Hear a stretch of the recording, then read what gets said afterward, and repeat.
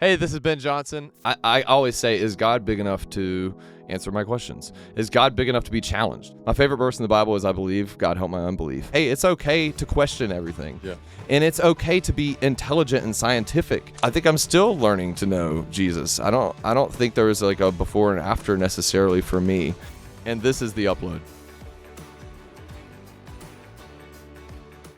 I moved to Nashville. I didn't know that songwriting existed as a business, right? Like, I moved with my two sisters, and we played a show at Granny White Market, and then like this writer named Rivers Rutherford, who's like a Hall of Fame country writer, right? He was like, "Hey, y'all are great. I'd love to write a song with y'all." And I was like, we don't need help writing songs. I didn't know that co-writing existed, right? So, I mean, everyone out there, I mean, I would say the vast majority of people just assume Justin Bieber writes all his own songs or Jason Aldean writes all his own songs. And there's nothing wrong with that necessarily, but the point we're at in our industry with all the things coming at us so far as legislation and the deterioration of the middle class of songwriters, it's like, I think the greatest thing we could do is just make people aware that we exist. That's step number one, right? It's hard for people to care about something they don't even know exists. Well, and it's funny that you say that because I remember specifically my husband, he would always be like, I don't like this country artist because he doesn't write any of his own songs. And I was just like, that's the point. He doesn't have to. He's making other people money. Thank God there's those, right? Thank God for Kenny Chesney. Thank God for Tim McGraw. Thank God for Jason Aldean. They really set the precedent of going like, hey, you can have a really long career if you keep putting out excellent music. The best way to put out excellent music is to take the best songs. The best way to get the best songs is to let the best writers in the world write it for you. Yeah, exactly. So. Well, welcome to the upload. Ben Johnson is here. Thank you. Writer and producer. Happy to be here. Happy to be here. I love songwriting just because I feel like it's such a cool way to tell stories, but not just specifically things that are, personal to you, but it's just such a cool thing. And I love that we were talking about Hitmakers, the show you were on Netflix, and how it kind of gives us a bird's eye lens into that storyline and like seeing you in the studio working with other people writing songs together. Yeah, it's amazing. It's a show. It's the first of its kind. I think people have talked about making a show like this for a long time, but there's so many logistics going into it. And it starts with having people who are brave enough to go do what we do, which is very honestly like kind of a sacred process, I think you could say, where you're exposing yourself, you're daring to suck, right? That's what we do every day. Yeah. We dare ourselves to look like idiots, and it's like, oh, let's put cameras on it and put it in 190 countries and 45 different languages, and everyone can judge us on 3-hour increments of our life, Right. So it's a groundbreaking show, and I'm really excited for people to just raise awareness for our community, but also just for people to discover the magic of what we do. Yeah. That's a really good point. I think pulling back the veil to expose a level of vulnerability, like credit to you and the guys and the level of daring to suck. This is the like I am putting myself in a place not many people are open to in a transparent way where I can control the narrative, but you're exposing yourself to edits. We were just talking about certain edits. Man, that was kind of a tougher edit. It's like, that's the gig. Like the gig, the vulnerability, the difference between vulnerability and transparency is something I'm figuring out right now. Because it's like transparency, I'm fully honest in a controlled where I dictate. Right. But vulnerability is like this honesty and openness where you don't have control, and which is a place where you can be hurt, which is a trust dilemma, dichotomy thing, all this sort of stuff. So, man, that's a very interesting thought that in that place, you're putting yourself as a songwriter, not as an editor, not as a producer, but just in a vulnerable place. Yeah, it's so vulnerable. And then add on to the fact that you have, 4 cameras in a room and then one guy's panning around you, And then it's funny though, I think at the end of the day, we were all really comfortable in the writing room because that's what we do, right? We're pros at this. We've put in our 10, 20,000 hours, right? Yeah. And to a certain extent, I feel like we all didn't really have anything to prove. We didn't feel like it was going to affect our careers too much, no matter how it went, right? We're pretty solid in our careers. But honestly, the really hard part was everything leading up to the rights, right?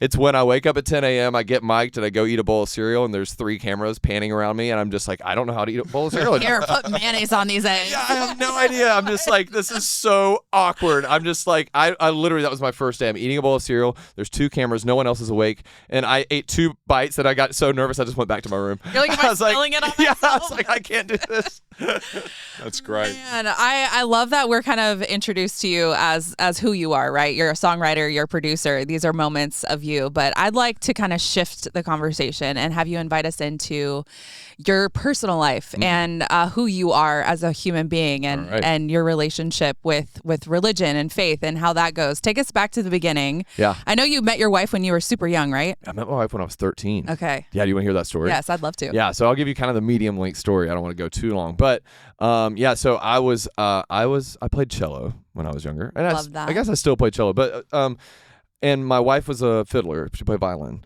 and so when we were in middle school, I grew up in Mississippi, but I came up to this orchestra camp at Belmont University. I think it was called String Crossings, and she was first chair violin, I was first chair cello. And we kind of got to know each other a little bit that week, and we sat next to each other at lunch one time, I think, and then added her as a Facebook friend, as you did, back in the day. Facebook official. And then I left, and I thought I'll never see that girl again, and we didn't communicate anything. 2 years later, I'm on a family vacation in Birmingham, Alabama, and I'm at the Barnes and Nobles in the Galleria, I think is what it's called, or the Summit, one of those things. And then I look down the aisle at the bookstore, and I see her standing there. And I was like, that's so crazy. That's the girl from the orchestra camp. So I went up and said, hey, like crazy, whatever. What are you doing here? She was visiting her aunt. And then I left. I thought I'll never see her again.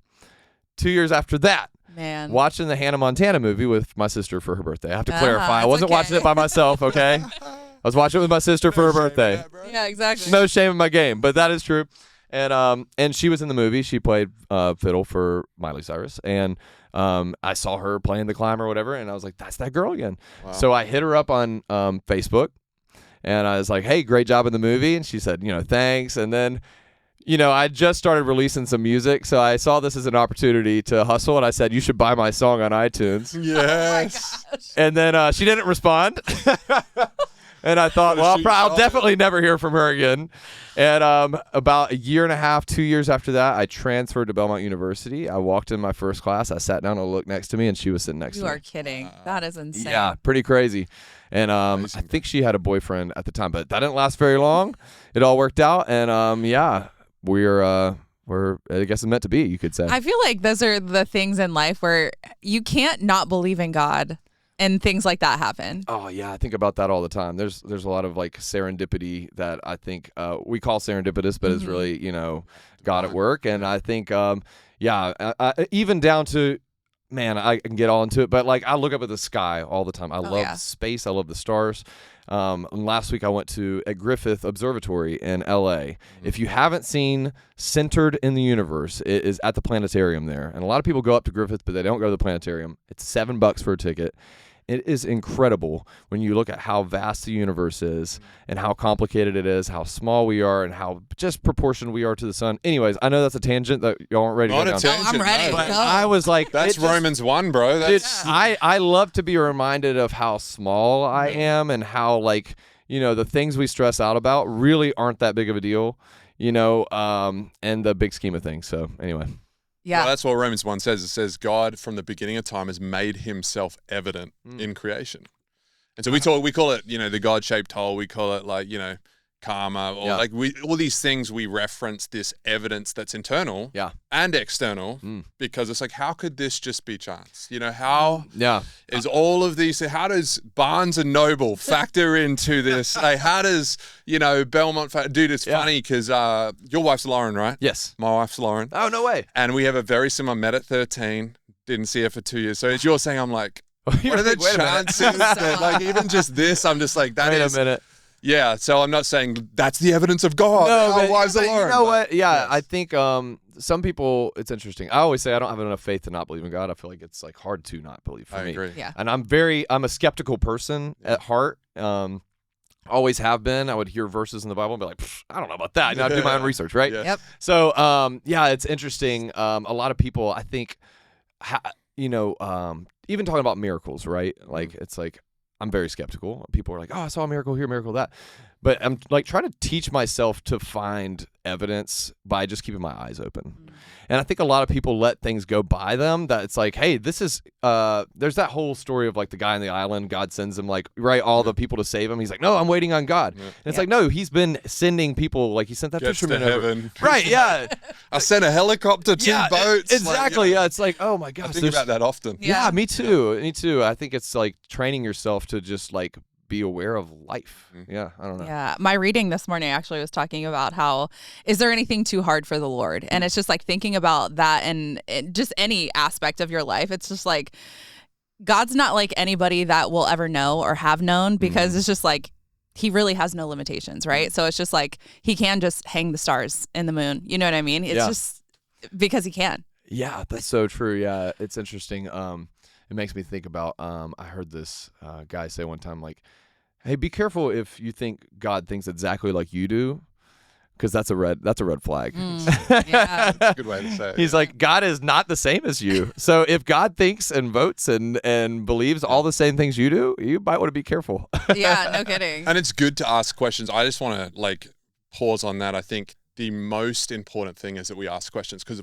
if it's true that God exists, the questions will lead us to truth. And I think we're like, no, just believe. Like, no, it's all good. Like, I promise you, trust me, bro. Sure. Like, but I think the more we ask the genuine questions, the more we'll find the truth. And I think a lot 100%. of people don't do that. They're just like, well, I don't know. Well, you know, it's too much. But I just want to say, like, I always encourage people, just keep searching. Don't just accept it. Yeah. Ask why. Well, hang on. Why is what this perspective, and how does that mean? And are miracles real? Or, for example, something that's a big, I was involved in this big Instagram keyboard warrior moment. Ooh. It was on the weekend, and I'm like AIing my response. I'm like, no, just come on, out of your heart. Just you know. Anyway, confessions. But the point was about miracles, and it was about like pointing at people who stand on stage and, hey, you on the third row, and do this performative method way of searching for miracles, which I don't think's wrong fully.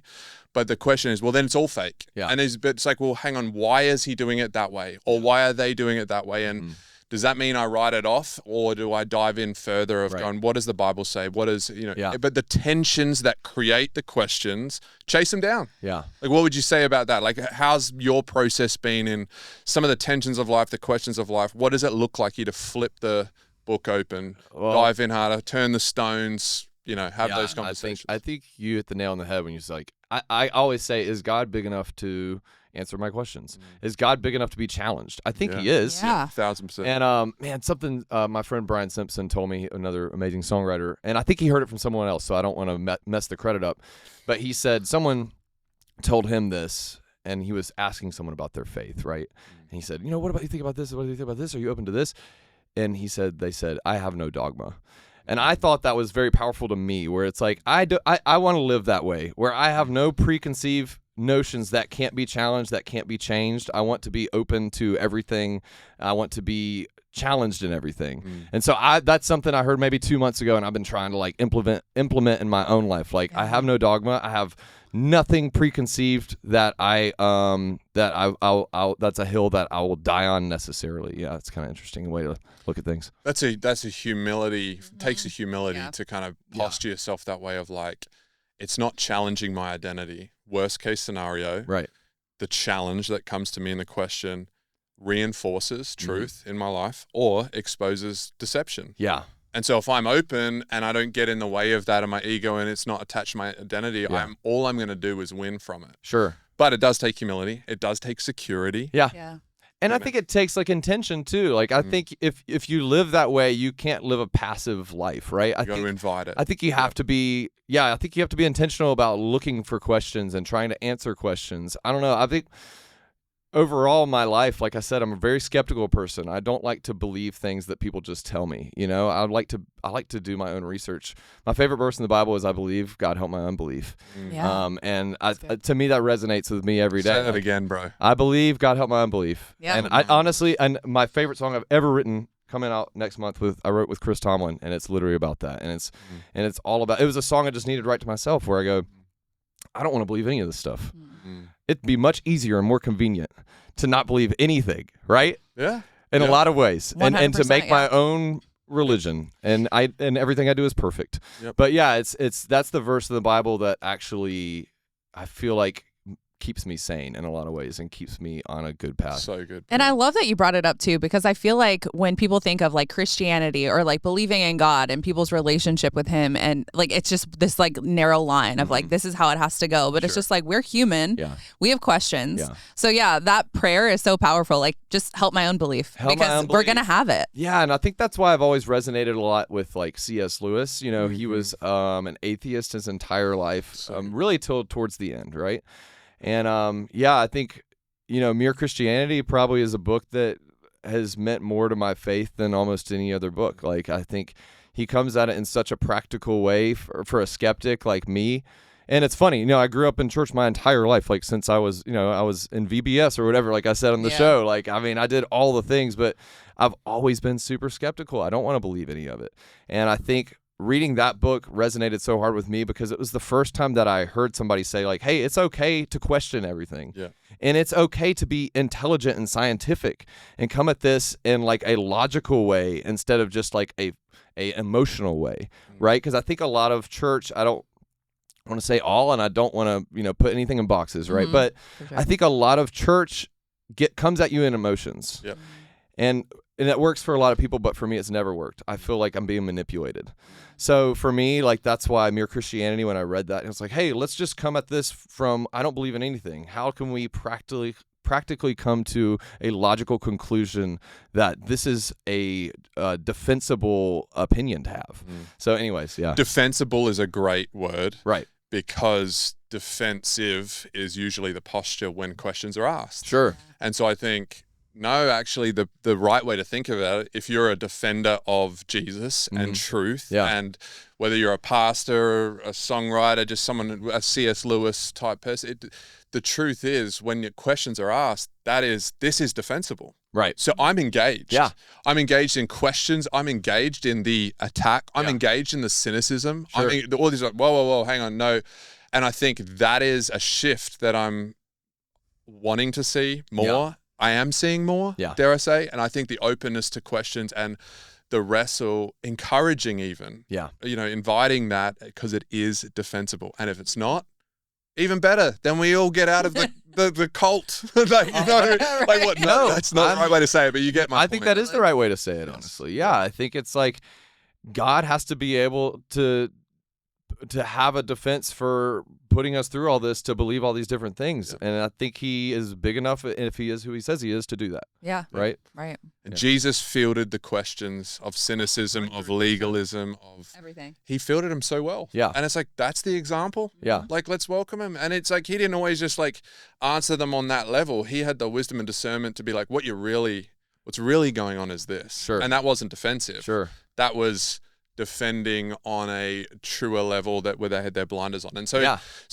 it goes both ways. It's like maybe sometimes we respond like that, but it's the lens in which we see it is, oh, you're not open. True. Yeah. But actually maybe you're on the wrong page. Yeah. And so it's like, it just takes humility on both sides. It takes leaning. Humility and intention. I think that's 100% correct. And kind of circling back to Mere Christianity one more time, you know, it answers some really hard questions. Yeah. It was in the middle of World War II, and it's like, how can I kill someone and still love God, right? How can I kill the enemy and still believe that God is love, right? It answers some insanely hard questions, but something you just said that made me think of was, you know, there's this unreached people group in Africa. They've never heard of God. They don't have the Bible. And it's like, how does Christianity, how does Jesus fit into their life? And something he kind of comes to the conclusion of, which I agree with, is like, God will meet everybody where they are. Right. And it's like, if you grew up in a certain way, God's not going to not have an answer for that. And if it looks different than how I find Jesus and how you found Jesus, it's like God will make a way for everyone wherever they are. And it might look different than our cookie cutter in the box way. So anyway, I love all that stuff. I love learning every day about what I don't know. But yeah, I love it all. Well, you just mentioned how you met Jesus. So let's go there. Was there a point in your life where you were like, okay, this is real. This feels like something. Yeah, I think I'm gonna say something that maybe is not super like churchy, but That's all right. That's what we're here I grew for. up in the church, and I never had like a watershed moment with Jesus. Right? Like I said, I grew up in the PCA church. I don't know if that means anything to anybody, but it's a lot of like predestination is like a big thing, and it is like I would say God in the PCA church is a little less like your buddy, and he's a little more like an unknowable person that you fear. Right. Not that there's anything wrong with that. I think that is an element of God, right? So for me, it was very much like, okay, I learned all the things. I think I got baptized when I was like, we baptized as babies, I think, in the PCA we did. But I think I had my like public confirmation or whatever when I was 9. So I think that was when I kind of was like, okay, I'm definitely a Christian now. And I'm not gonna lie, there's a definite part of that was like, I don't want to go to hell. You know what I'm saying? That's a healthy fear, right? Yeah, like I'm just like, I'm going to freaking try to stay out of that place. That sounds bad. So I think it's been like a gradual thing, and it's been tested, and it's ebbed and flowed. Like I'm just going to be real with everybody. I'm not going to any type of way. Point, man. But I never had like that crazy moment, but I think I'm still learning to know Jesus. I don't think there was like a before and after necessarily for me. That's just personally. No, that's I love that you brought up how you were baptized, as a baby and then whatever. I grew up in like a Southern Baptist church. Oh yeah, and got dunked. We got dunked. Yeah. That's always jealous of the people who got dunked. I was like, that's so much cooler. Well, it happened when I was in like the 4th grade, right? So like I feel like I knew what was happening, but I didn't know what was happening. Sure, if that makes sense. Because there's like social pressure on it too. Where did you grow up? In Northern Virginia area. Okay, so kind of Southern still. Yeah. But like Southern Baptist. Mm-hmm. So I know the vibe. Yeah. And in the South, I think there's so much tied in with like the social aspect of it, and like, hey, this is what we do, and we're from Mississippi. We got it. We love college football. Like we love Ole Miss, and we love Jesus, and it's like that. We get baptized, right? We get baptized. So yeah, it's interesting. I think there is a lot of social pressure when you're in 4th grade. Well, and I think so too. And it was so funny because when I kind of went on my own walk with Christ, and I fell away for a while, did some silly things, which this isn't about me, but coming back to, going back to church and really hearing the Lord speak to me and just having a relationship with him on my own, as opposed to like what mom and dad said I had to believe, right? Sure. I really came to know who Christ was, and I was just like, I'm a leader at church. I'm leading a small group. I'm doing all these things. And like, baptisms are happening at church. And I'm like, I really want to get baptized, but like, am I allowed to? Right. I'm doing this. I'm leading and I'm doing all these things. And it was such a humbling moment for me where I was just like, you know what? This isn't about anybody else. Like this is about my relationship with God. And so I did. That feels more real. I got rebaptized, and like that's when I got baptized. Sure. You know what I mean? Yeah. So I feel like. And I think you said something really profound that I'm still learning. Yeah. My relationship with Jesus. Right. And I think that is more accurate, true, real, not in oh, that's good, he's on his way. Yeah. But in terms of what Jesus said, follow me. Yeah. We think in destinations versus direction. Right. And I love talking to you. You're a deep philosophical, I've considered the depths and the threads, and I'm like, oh, there's so much here. This is awesome. But to your point of like, I think that there is a lot of people that live dissatisfied because they're not honest, or they have their idea skewed from destination. I'm like, okay, this is it. I tick this box. Sure. I did this. I do this.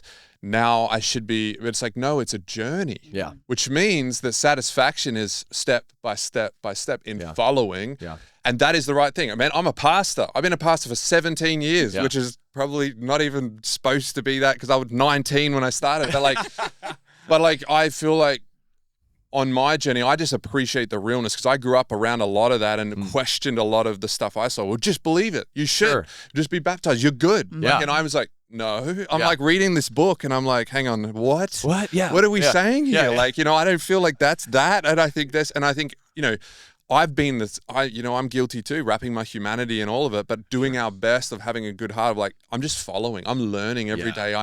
It's a direction, not a destination. I love that. Well, I'm a pastor now. I know everything. Like, how false is that? So I just appreciate that perspective. And I think that's really important for people listening, that the direction mentality is actually the satisfying. And Jesus knew that. He's like, hey man, you're never going to arrive. Yeah. it's not going to be like this watershed moment, even as like the fact that you had to defend that, right, or even disclaim that, and not in a way that you felt bad, in a good way, to say, hey, and I just want to put a pinpoint and say, I actually think that's the right way. Is that, there are moments and checkpoints and signposts, but I think we hang our hat on the time I got baptized or the time at this youth camp when it became real for that. It's like, yes, that was an important moment in the journey that's still continuing as I follow Jesus. Right. And that's beautiful. And I think my journey has been like you said, it's a process of following, and it's also a process of learning how to be honest with myself. Yeah. And vulnerability and transparency. Vulnerability and transparency, yes. Yeah, 100%. I'm curious to know, you mentioned, having questions and being like, Lord, help my unbelief. What are some of those questions, if you don't mind me asking, that you feel like maybe you're like, is this true? Or is this happening for a reason? You know what I mean? Time do we have, right? Let's do it, bro. All of it. I wake up every day. Yeah. And I wonder, and I don't know about pinpointing. I mean, I think everybody goes through really difficult things in life, right? And I think maybe it could all be summed up in, does God care? Yeah. Right? How much does he care about? Does he care about does he care about who wins the Cotton Bowl this year? Both teams pray to God. Both teams want to win. Yeah. Both teams ask God to help them win, but only one team wins. So does he not care about the other team? And I think that's kind of how I feel in life sometimes. Like, does he really care if I have a hit song with this song, or if somebody else jumped me for number one? And maybe but the conclusions I come to, and I'm, like I said, I still don't know all the answers for sure, but I go, well, maybe the outcome is skewed based on how I want it to be, but the answer is not. So it's like the answer is in what happens and not in what I want to happen. Yeah. Yeah. Yeah, I feel like sometimes we really put our wants in front of his too. Yeah. So it's hard to say, this is what I want, but your will be done. You know what I mean? It's just kind of like, you're like, oh, this is what I really want. But I think it's healthy too to ask God for what we want. Yeah. And I think too, be upset if what you want doesn't happen. 100%. But having the, I guess, humility to just be like, you know what? Actually, on the other side of this, it ended up being better than I thought because that didn't happen. Yeah. And maybe it's not even better. Maybe what I'm saying? Like, maybe that it's not like all sunshine and rainbows. Yeah. Maybe it's a really hard thing. Like, I've gotten some things that I really wanted, and I prayed for, and I was like, God, give me this, and that have not come true and have been bitterly disappointing.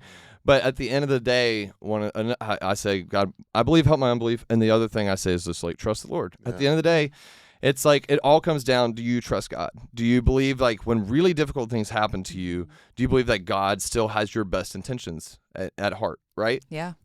Whether that be, like, you want a job and you don't get the job. For me, it's like, I want this number one. I didn't get this number one. Or even harder things, like your parents get divorced, right?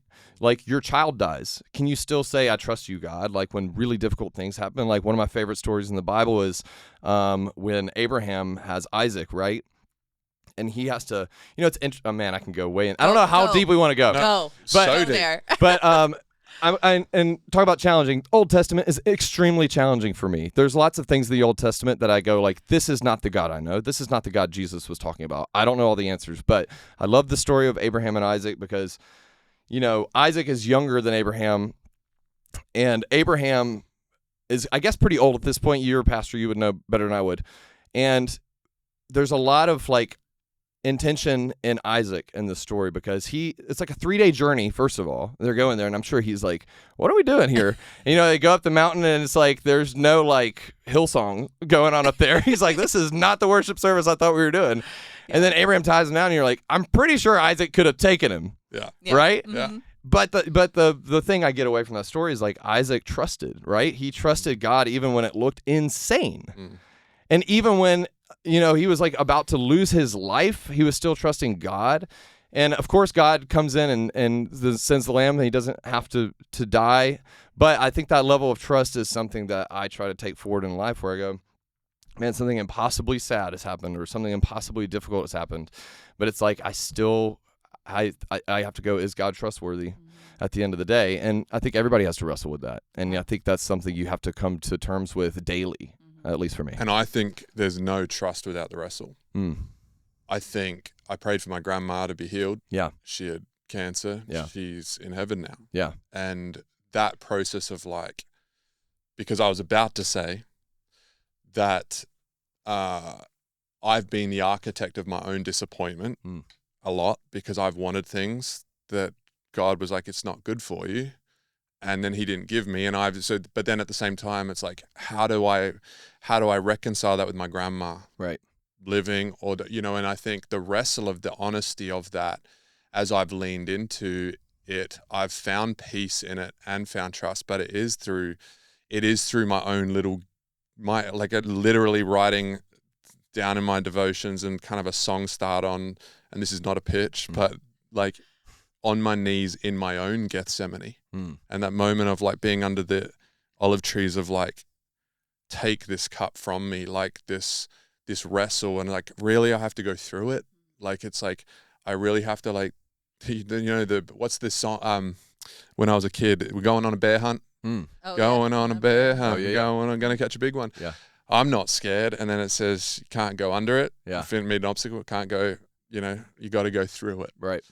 And I'm like, really? Yeah. And I think that can't be underestimated. And I have a lot of like going through those processes, with my with different things like that. It gives me a lot of grace, empathy for like people's wrestle. Yeah. And I think that's something that like I really care about, and we as people to be there in the process of like you're figuring out how to trust God. It's like you shouldn't have to. I'm so grateful I didn't have to figure that out alone. Right. And so like for you, like, how's that process been? How did you wrestle well? Is I guess what I'm asking, like in some of these things, because these things that people are like going through right now, I'm going through right now. Sure. We're all. What is in your mind way? I feel like tapping into some of that deep philosophy and that's inside of you. What would you? How have you wrestled well? Well, I appreciate you saying deep philosophy. I don't know if I have any deep philosophy in this head, but I think being honest is kind of like the name of the game for me. I think what I've discovered at least is like, I think even, like on the show, there's a girl who would always pray over everyone every day. And she was frustrated one day and she was like cussing God out. And I was like, man, I've never had that much honesty with God. That's something that I strive to have, And I think, I think it's just like being honest. I don't know all the answers and I'm still, like I said, discovering, but, I think it's being willing to challenge God and trusting that he's big enough to be able to handle it. God can, have to, at the end of the day, and I have to go, God, show me. Like, if I'm wrong, show me. Like, show yourself. And if you don't care about it, don't show me. That's fine too. But so good. I guess it's just being honest. I don't know any other. The honesty is probably a better answer. But no, the honesty I feel like is such a great thing, especially for people listening, because we're all on a journey, right, with our own relationships, and I feel like kind of bringing that to light about how take those things that you're mad at and bring them to God, because they're not too big for him. Yeah. You know what I mean? And like you said, those honest conversations where you're mad, you're upset. Why is this happening? Ask him. Yeah. Because praying to me isn't just, hey, God, thanks for this. Right. I'm praying for this, blah, blah, blah. It's, it's a real honest conversation like you're having with a friend. Like, why would you do that? Yeah. Like, why is this happening? And I think that he loves to be able to listen, but also like answer too. Yeah. And I feel like he will. He's a good dad. I'm a semi-good father, to quote Mike Tyson. But when my son or daughter like cry and is like, Dad, please, like just please. And I'm like, sometimes I'm like, this is the moment to be like, trust me. Right. And I'm not, and why? Because I said so. Yeah. Most of the time though, that breaks through. Yeah. Like that like, please, Dad, like, why are we going? Like, what's going on? So I think I love that. And I think just you hear David's cry in the Psalms, like so much, that honesty that breaks through. Like I look at a lot of the Bible as like problem, and it's like, well, here's the scripture that solves it. Sure. But the journey that you're talking about, actually, if we look at the scriptures, you see a lot of honest cry of journey. Yeah, 100%. I think even kind of piggybacking off of that, like if you look in the Bible, like God doesn't answer everything. Like you think about, sometimes there's like hundreds of years before anybody heard from God. Yep. And I'm sure they're sitting there going like, is God real? Like, what's going on? Like, we just went around the desert for 40 years and my entire family's dead now, you know? And he said we were going to go see the promised land. So I think, I don't know, I kind of keep that in mind too, where I'm like, hey, maybe, you know, maybe we won't know until we're freaking in the afterlife in heaven. Like, and maybe what we have to wrestle with, like you said, is dealing with the fact that we can't know everything. And isn't that the perfect design of relationship? Isn't trust an ingredient? Just like love, like free choice is an ingredient for perfect love. You can't have perfect love without choosing it. Right. Because otherwise it's not. It's slavery, it's whatever you want to. But you can't have perfect love without trust. So therefore the knowledge of the tree of the knowledge of good and evil. Here's a possibility that you can know, but don't. Right. I don't want you to. Right. Because there's an element that this exists, not because I want to withhold. Right. Not because I want to hide the answer for you, but because don't you understand that trust is part of, and it's this paradoxical, like, and that, at least that's why there's a wrestle, because it seems like, what do you mean? It's like, I want to know all of it so that I can know, but without the somewhat unknown, there's no trust, which means that there's no perfect love relationship. There's no faith, right? There's no faith. Yeah, it's like, yeah, that's a big element of faith. Trust me that I have your best interests in mind, even if you don't know. That's beautiful. Yeah. But it's vulnerable. Right. And I want to know, like, don't tell me what's going to happen. It's like lamp unto my feet, light into my path. But what about the middle? Right. What do you mean? What about like, and it's like, but that's the ingredient that makes the perfect balance of like, are you a cook? Do you like cooking? No. Absolutely not. It's funny on the show. On the show, I do have people come over to my house and it shows me cooking, but I literally, they ordered Whole Foods and then pretended like I was cooking. I love that for you. That's a real honest moment. Yeah, spoiler. It's not real. TV magic. I think I was just thinking about how cool it is that you have this way with words, right? And that how kind God is to give you these words to say, you know, help me with my unbelief, but also like to write beautiful songs that other people will sing. And whether you know it or not, whether it's a Christian song or a country song or whatever it is, that other people are singing a gift that God gave you, and how cool it is to look at it from that lens. No, 100%. Every time I write a song, it reinforces my faith that there's definitely something bigger than me, because anyone who writes songs can tell you it's like magic. It's the closest thing I think we have to magic, except Oz the Mentalist. I don't know how he does any of that stuff. That seems like magic. But, you know, we're in a room and we're creating something out of nothing. It's like, wow, we started from nothing. And it's like, wow, we're creating something that's just like changes people's lives, that means something to people. I don't know. It's pretty amazing. I pinch myself every day that I get to do it for a living, but I'm also so aware of the fact that like my stupid little brain could think of half of this stuff. Maybe the bad songs I'll take credit for and give the good ones to God. I don't know. I've definitely written some stinkers too that God does not want credit for, but it is amazing. I think it's such a cool learning experience. I guess you could say those, the crappy ones, right? We can call those it's just like we're not good at everything. We have to have the fails to get to the good. So. Oh yeah, I definitely thought of when I was starting my career as a songwriter, I was like, I need to get all these bad songs out of my system, because I know I have a lot of them, and I was like, I want to get to 10,000 hours as fast as I can, because that's kind of the number that they say in that book, Outliers, right? You need to get to be a professional. So yeah, I wrote 2 songs a day for about 7 years. Wow. Yeah, none of them got cut. I mean, listen. They're all very bad. But now you can look back and be like, it didn't matter that none of them got cut. Yeah, it also just teaches you that, like we were talking about, it's more about the process than the outcome, right? Right. Yeah, if you tie yourself to the outcome of songs, you're going to be disappointed your entire life, because 99.9% of songs we write never see the light of day. And then the 1% that make it don't become hits most of the time. You know, like it's insane. Even the best songwriters in the world, Ashley Gorley, I think I write with more than anybody else, and he's the most successful country writer of all time, I would say. One of the most successful. And it's like, I see how many songs he writes that don't ever make it. And people go, oh, I bet every song you write with him, is a hit. And it's like, no, probably like 1 out of every 50. Yeah. No, that's really, really a great point. I heard this the other day. Brene Brown, she's the author of Atlas of the Heart, amazing. Clear as kind. Malcolm Gladwell Outliers. See, I knew you were a philosophy guy. Don't pretend. I don't know. I feel like most of it just goes right through my brain, and I'm just hopefully some of it's you're seeking out concepts all the time. That's why. But I think with Brene Brown, the quote was, unused creativity is never benign.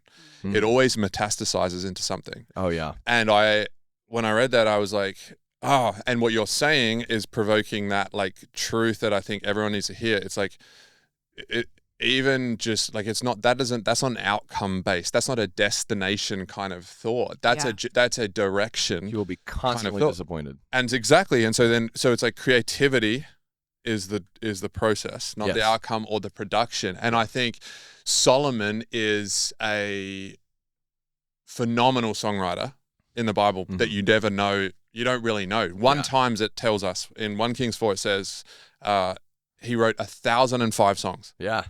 That's like a song a week for 20 years. And that's Solomon while he's doing this and he's king. And he's 5. It's very specific. Yeah. 1,005. 1,005. I know. I'm like, someone was counting. That's great. That's amazing. How many tablets is that, you know? Really, It's like, I've probably written 20 and I don't even know the number exactly. 1,005. But he is a great songwriter. And I loved, one of the wisest, one of the wealthiest, God just gave him great favor that he understood that thought of unused creativity is never benign. Yeah. And I just love that. And I think when I heard that, I felt a lot of conviction. I'm like, what am I, like, I'm going to write a song now. I'm going to write I need to create something. And I think that's true. God as the creator, right? It's like in us as the image. And it's like, I feel like what would you say to people that, it's like, well, I'm not really a creative, or I don't know where to start, or like, I believe that we're all creative in different ways. We have different strengths and things, but like, what would you say? And what do you feel about that? Man, well, I think one of my favorite books is a book called The War of Art by Stephen Pressfield. If you haven't read it. I've read The Art of War. Oh yeah, I've read The Art of War as well. The War of Art. But The War of Art is an incredible book, and I read a page every morning, and basically it talks about it encapsulates the feeling of being scared to start something or get something done as resistance. And it's like all of life is building resistance to you accomplishing your purpose. You wake up every day and it manifests itself in a lot of different ways. It manifests itself as busyness. It manifests itself as laziness, procrastination. And that's something you have to actively set an intention to fight every day. And so to me, it's like, can I read a section of it? Please. I think it just really goes well with what you just said. It's it's like 2 paragraphs. Is that right? Yeah, go ahead. Cool. But I read it this morning, and I put it on my Instagram. But it says, "Are you a born writer? Were you put on earth to be a painter, a scientist, an apostle of peace? In the end, the question can only be answered by action. Do it or don't do it. It may help to think of it this way. If you were meant to cure cancer or write a symphony or crack cold fusion and you don't do it, you not only hurt yourself, you destroy yourself. You hurt your children, you hurt me, you hurt the planet. You shame the angels who watch over you, and you spite the Almighty who created you, and only you, with your unique gifts, for the sole purpose of nudging the human race 1 millimeter farther along its path back to God. Creative work is not a selfish act or a bid for attention on the part of the actor. It's a gift to the world and every being in it. Don't cheat us of your contribution. Give us what you've got." Inaction is selfish, dude, that's potent. Y'all, my heart is beating so fast right now. That's what I would say to somebody right now. That's what I would say. If you do have a talent, everyone has a talent. Everyone has a purpose. Yes. It's putting it in action. Yeah, it's so true. I'm going to share something with y'all publicly that I feel like my heart is seriously beating so fast. Isn't that powerful? Yes. You got my heart beating fast too. I'm like, all right, let's go. Right now. No, I honestly, I've had this dream in my heart for years to write a book. And it's always been one of those things where I'm not equipped to do that. Yeah. I'm not a writer. I'm not this, whatever.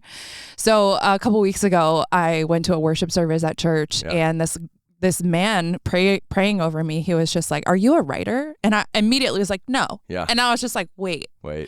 Okay, maybe. I thought about it. And so he starts talking and he's praying. And then this girl comes up to me and she looks me in the eye. She was like, "Can I tell you something?" And I was just like, yeah.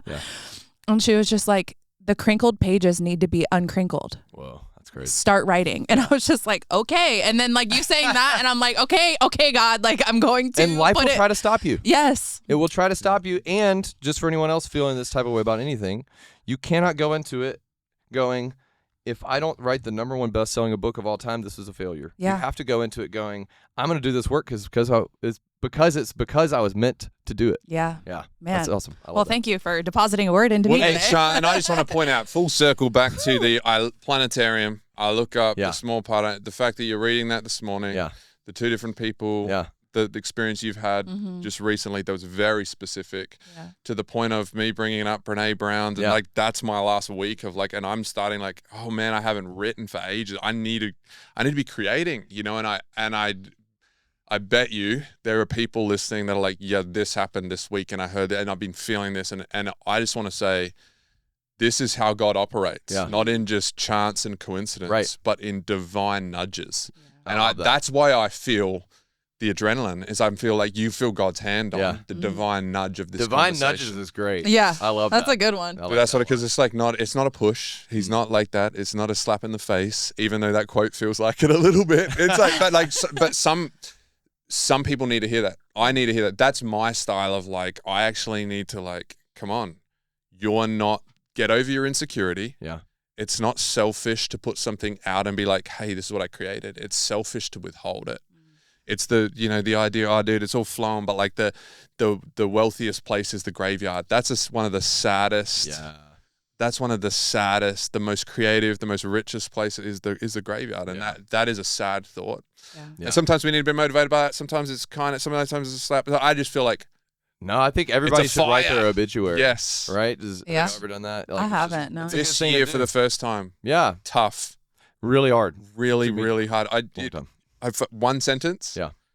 For like a month. Yeah. And all I could do is one sentence. Yeah. And I'm like, Okay, tell me more about this. This is a thing people do? Yeah, I weirdly saw it in like Scooter Braun's Instagram one day, and he was like, I do this every year. He's like, and it reorients myself on like what. so good. Regardless of your feelings of Scooter Braun, all the Swifties out there, don't Yeah. come after me. Right, I'm not exactly. promoting him. I'm just saying I saw it on his Instagram. He's But- blocked on my Instagram. Yeah. No, I don't know him. I have no affiliation, but I thought that was really powerful. And he was like, it really can shake up your whole mindset on what matters and what doesn't. Because all and the stresses of your life, all the things you think are super important at the end of your life probably aren't that important. My father-in-law, I feel like always says, in 100 years, who's going to know the difference? Which I think is like a good just perspective thing of like, man, again, like the things that we think are so important and stress us out and make us lose sleep at night aren't going to really make that big of a difference in the long run. Yeah.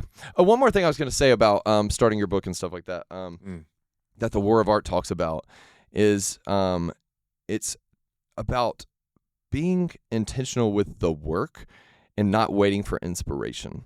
So one big thing that's helped me in my career, and I think has helped him in his career and a lot of other people, is by going, you got to treat it like a job.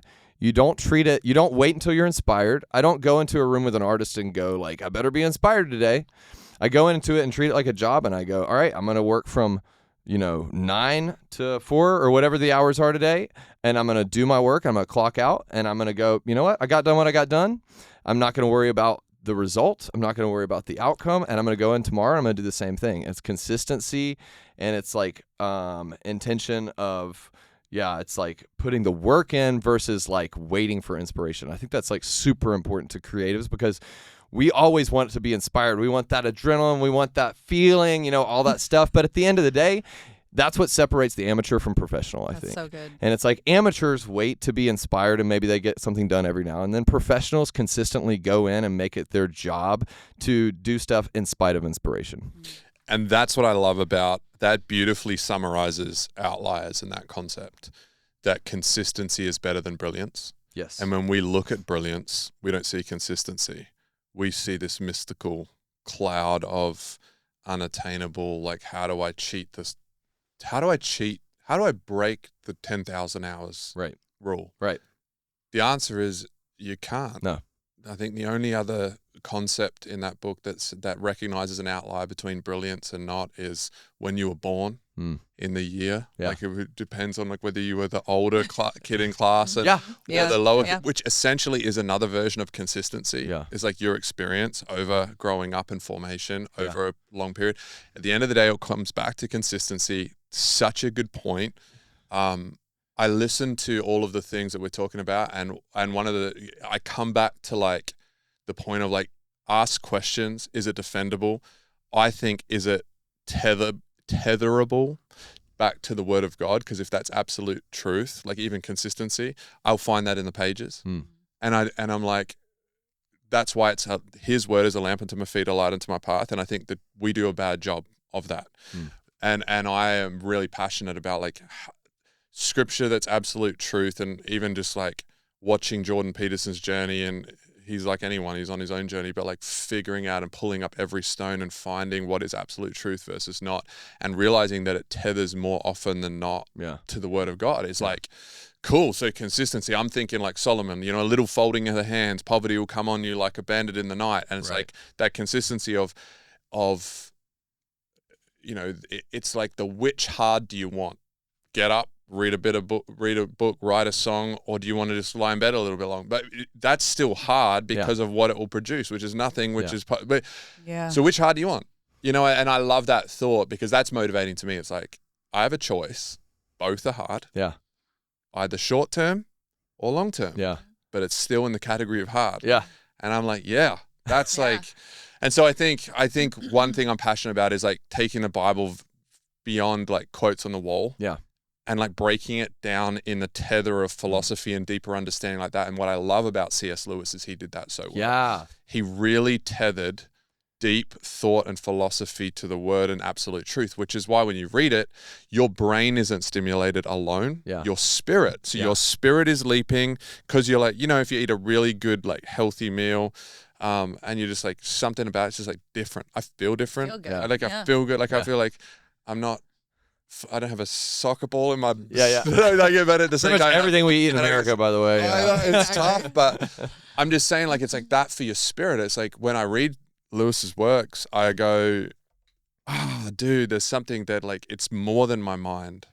It's more than just even my heart. It's like this good meal. And so I love that when we're having this conversation, is it feels like spirit truth.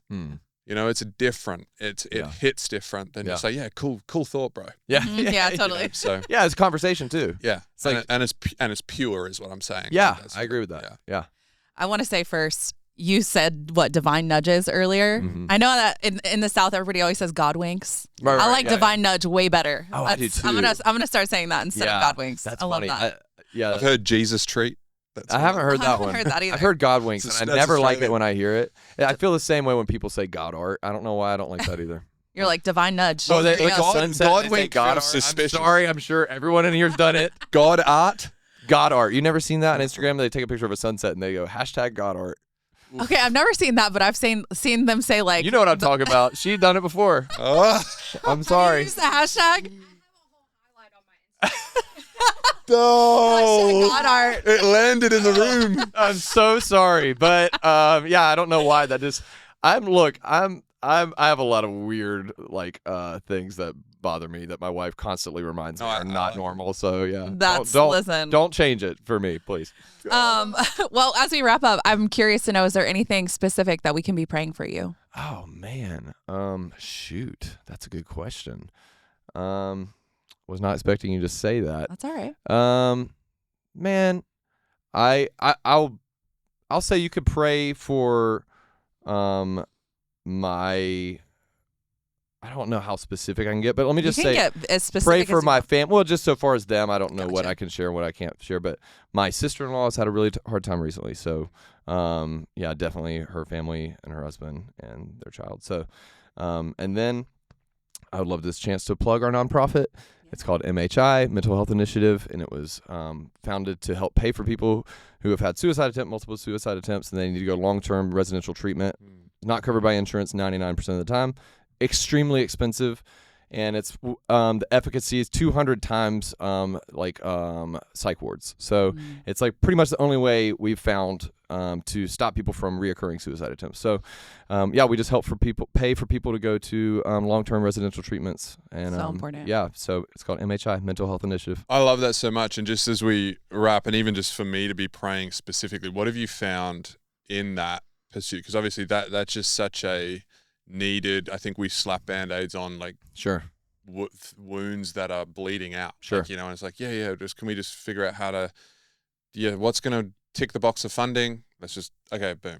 Yeah. And I think, like, obviously you've thought about it. Obviously it means a lot to you. So what is some of the, even someone who's been in that or has family members going through that, and I have a person in my mind right now that I'm trying to help. Yeah.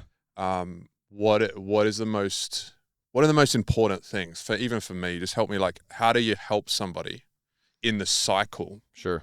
That is almost like a rut now, reinforced, and like, how do we help somebody going through that? Yeah, I think it's besides giving to. Yeah, please. Besides giving and finding resources, but yeah, I think it's very maybe cliche to say, but it's like people have to want to help themselves. It's like sometimes people do have to hit like a rock bottom. You have to go through the entire treatment. A lot of people go through a week and they get out and it's not effective, right? So it's finding, you got to have the conversation with someone where they go, you know what, I really need help and I'm willing to commit to going through this. The issue is a lot of times people who are in places like that, really dark places, struggling with, taking their own life specifically, either, and especially if it's recurrent, their family systems either are not strong or have lost the ability to feel like they can control it, right? And so it's really, really difficult, but thankfully there are a lot of great organizations out there who can kind of partner with you and help you get people to places of treatment. But yeah, it is really difficult, especially, man, I can talk about this a really long time, but part of the issue is the psych ward can only hold them so long, and then they're required to leave. And a lot of times when you're switching, especially some of these heavy medications, you need longer. You need longer to see if they're going to work or not, and they get out and the medications backfire, and then they have to go back in, and you can only do these short little stints there. So that's why it's so important. If you do know somebody going through this, like, try to get them into long-term treatment. It needs to be at least a month long, probably longer, to really, these medications are so people are so sensitive to them. A small change can really take a long time to suss out. And on top of that, there's so much trauma that comes not just through life that's led you up here. A lot of people have traumatic events that take them to these places, but after attempts and after all the things you've been through with your family, there's so much trauma to unpack that you have to do at the same time as the medication. That's a lot to deal with, and it needs to be done in a safe place that knows how to handle it. Environment. Yeah. Consistent environment. Yeah. It's great. Yeah. It's really good. Well, Ben, thank you for depositing a lot of wisdom into me today. This was such a great conversation. I don't know. I'm sorry. I just talk and I just talk a lot, so I just throw words out there. So if anything was stupid, forgive me. It was not at all. But I'm gonna pray us out, all right, and then we'll let you get out of here. Thank you. Dear Heavenly Father, Lord, thank you for this conversation. Thank you for all of the people that are listening that have gotten such a word out of our conversation today, Lord. And we just pray specifically over Ben's family. We pray over his sister-in-law, her husband, their child, Lord. And I just speak healing over that situation in Jesus' name. Lord, we just ask that you just put your hands all over that situation, Lord, and redeem it. God, we pray over MHI and the heart that you've given Ben for such an organization that is needed, Lord. And we just pray that you would bless it, that you would just fund it, Lord, that the money would find it, Lord, and that you would just continue to help people through it. And we just pray over Ben and his family, Lord, over him and his wife and their marriage, Lord, that you would just stay in it, Lord, that you would just bless them beyond measure, that you would just continue to give Ben the words to put on paper, Lord, to just spread out to the world. And we just say thank you for the gift that you've given Ben and his family, Lord, and thank you for allowing him to come on here and talk so boldly about his faith. And Lord, help his unbelief. We pray that you just continue to help his unbelief, Lord, and that you would just continue to just be on fire for you. In Jesus' name. Amen. Amen. Thank you guys so much. That was so good. This is awesome.